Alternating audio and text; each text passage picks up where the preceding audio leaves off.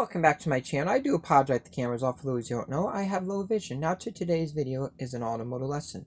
But if you haven't yet, don't forget to hit the subscribe button to see more awesome content. I do songwriting, history lesson, automotive repair, too many different things to list. Now to today's video. How to change the front pads on your car, the brake pads. Step 1. Loosen the lug nuts. Do not take them off, just loosen them. Step 2. Put the jack under the vehicle and put it underneath where the frame is. If you do not know where the frame is, do not jack it up. Step 3. Jack up the vehicle. Step 4. Take the lug nuts completely off once you know the vehicle is secured. I prefer putting a jack stand under the vehicle also to make it more secure. And when you take the tire out, put the tire underneath the car too. So this way it protects it if it ever did slip and come off. Now, once you got the tire off and under the vehicle, now loosen the caliper pin bolt to the pin, not to the bracket. You don't want to take the caliper bracket off unless you're changing the rotors. Now, take the caliper pin. It will be the lower bolt you take off, not the upper. You want to do the lower bolt so you can swing the caliper out without taking it off.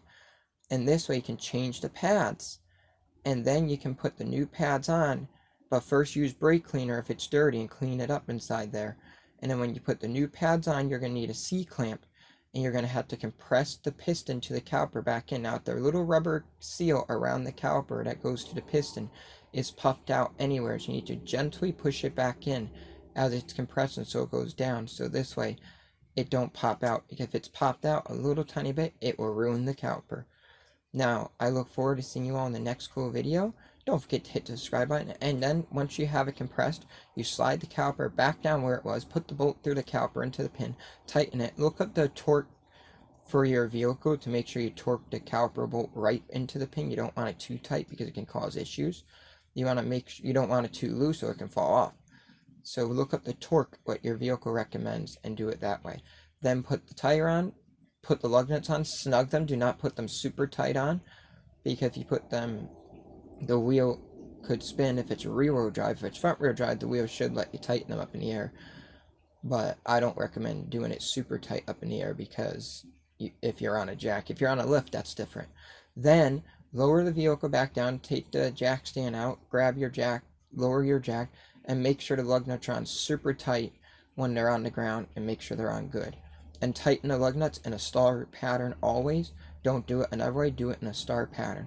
I look forward to seeing you in the next cool video. Don't forget to hit that subscribe button once again. And remember, if I got 95 in automotive school and I succeeded and I can work on stuff, anything is possible now if you put your mind to it. I have low vision, but I don't let it impact the things I do on a daily basis. You want to see the things I do on a daily basis? Go check out my channel.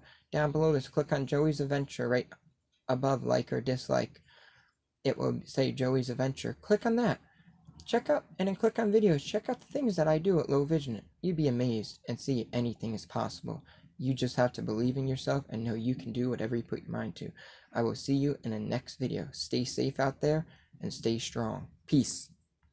Shutter.